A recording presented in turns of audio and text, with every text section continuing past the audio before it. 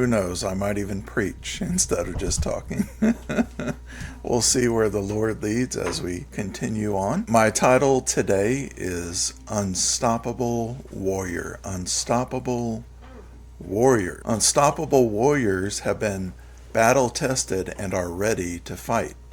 They've been tested in the battle and they are ready for war. A couple weeks ago, I spoke to you about getting on the right team. If you haven't seen that yet, check out our YouTube page at McKinney Ministries, and you'll see it there under my playlist. But I started by talking about David's mighty men. And one thing I didn't mention about them is not only were they loyal to David and the establishment and continuation of his kingdom, but they were also not originally a part of his kingdom. In fact, many of them came from nearby people groups, nearby kingdoms, and so they were in a sense foreigners to the kingdom that David was establishing. These guys switched. They had been tested in the battle on the wrong team, but they switched to the right team, and they were ready to do war for the kingdom of Yahweh. Unstoppable warriors are battle tested and ready to fight. In Matthew 11:12, Jesus speaks of the Pharisees,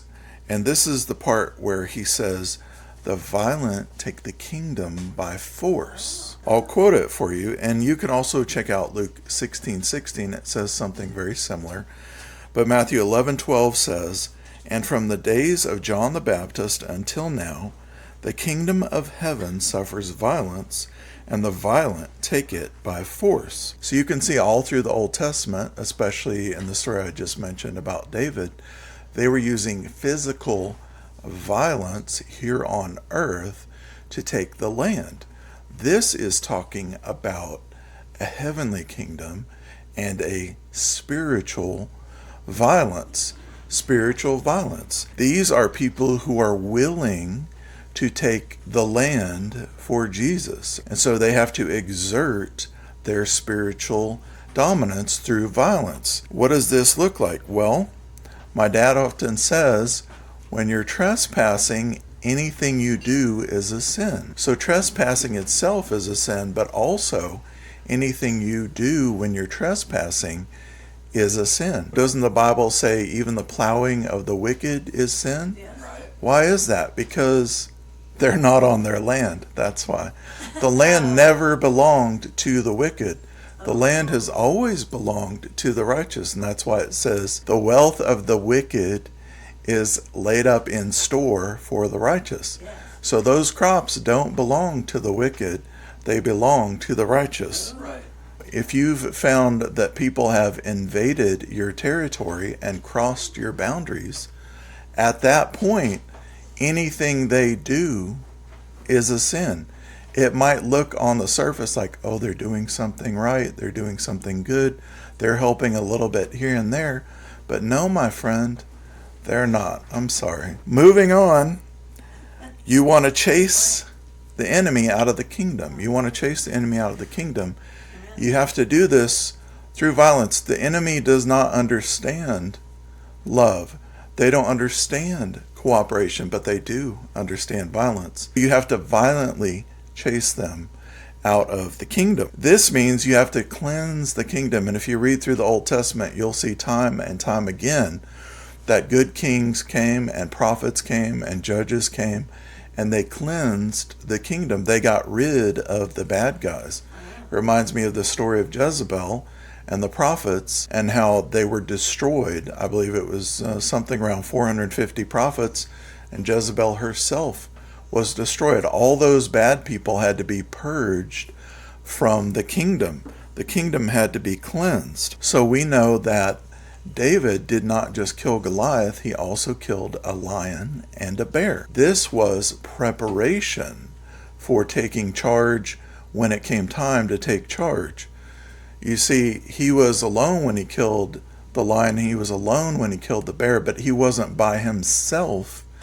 He was filled with the Spirit of God. Amen. There was no way for him to overpower a lion or a bear. That's silly. That's ridiculous.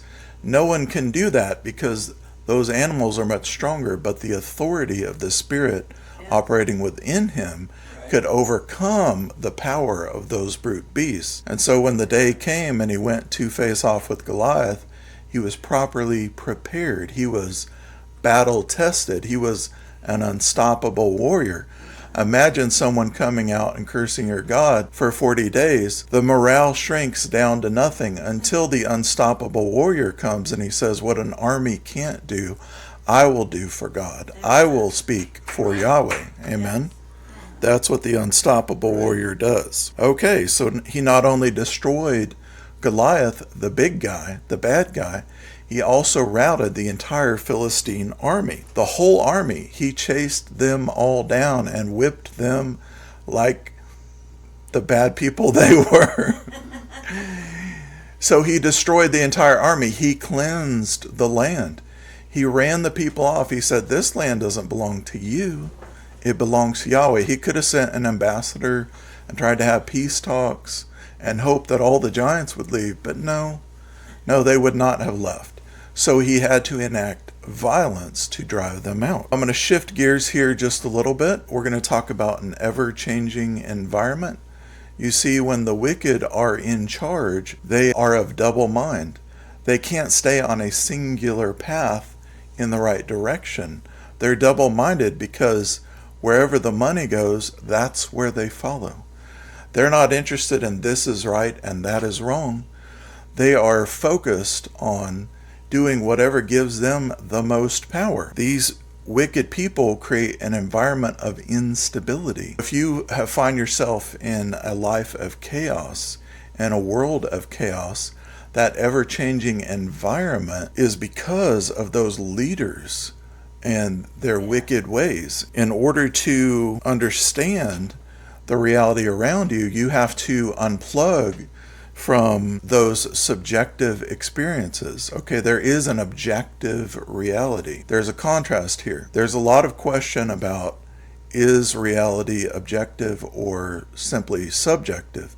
Well, it's objective, and this is very clear because reality, objective reality, proceeds out of the mind of Yahweh. When he spoke, everything in his mind came into physical existence. So each of us are a subject, and we are understanding Yahweh's reality in a different way. That doesn't mean it's a different reality. It's still the same reality. We may interpret Yahweh's objective reality differently based on our subjectivity. But those wicked leaders, how they understand and how they perceive is wrong. Let's look at what Jesus said in Matthew 15:14. You'll recall the story about the blind leading the blind into the ditch. It says in Matthew 15:14, this is Jesus speaking, let them alone, they are blind leaders of the blind, and if the blind leads the blind, both will fall into a ditch. So the question is, who's leading you? Are you being led around by those who are blind, who cannot see the objective reality that exists in the mind of Yahweh? Are you being led by someone who's being led by Yahweh, or are you being led by voices that try to obscure reality because they themselves cannot see it clearly? They don't have the eyes to see it, to show it to you. So be careful who's leading you. It's time to open your eyes and awaken to the reality that is around you. No more sleeping, no more darkness, no more lies, no more deception, no more invasion. It's time to kick the wicked out. It's time to stop listening to their voices. The reality that you need to face is Christ in you. Christ in you. How did David's mighty men do all the wild and crazy things that they did? They were imbued by the Spirit of Yahweh. See, they started on the wrong team and they got on the right team. And because of David's honorable, majestic leadership that came through Yahweh working in his kingdom and in David's heart, he was able to lead these mighty men to do great things. One of those guys jumped in the pit on a snowy day and fought with a cat. How many know that a big cat is much faster than a human? I don't know how many times, but it's got to be a lot. They have those cat-like reflexes. And how many know when it gets cold, your body slows down? When it gets cold, you have more trouble thinking correctly. Instead of moving swiftly like you might do when it's warm, you begin to shiver a little bit. Your muscles shake. In order to overcome those things that seem like insurmountable obstacles, you might have to jump into the pit. What happens when you're in the pit? Your focus is singular. There's nothing around you to distract you from what's right in front of you. That big kitten, that big cat who wants to destroy you can be overcome if you are walking under the leadership of Yahweh. Right. Yahweh is our master. He's our king. He's our God. And Jesus came to show us, hey, those people you had been following for millennia, those were the wrong people. They had the wrong voice. They didn't see the truth of Yahweh's objective reality. It's time to become a subject of Yahweh. It's time to align your understanding and your interpretation of reality with the reality that actually exists in Yahweh's mind. It's time for you to become an unstoppable warrior. I'm looking at some people around me today who are unstoppable warriors. It's time to drive the bad people out. It's time to take over the land. It's time to establish the kingdom of Yahweh. And it starts with Christ in you. I want to say that I love you guys today. I hope you have a wonderful week. We will see you here again next week at 1:30. Much love.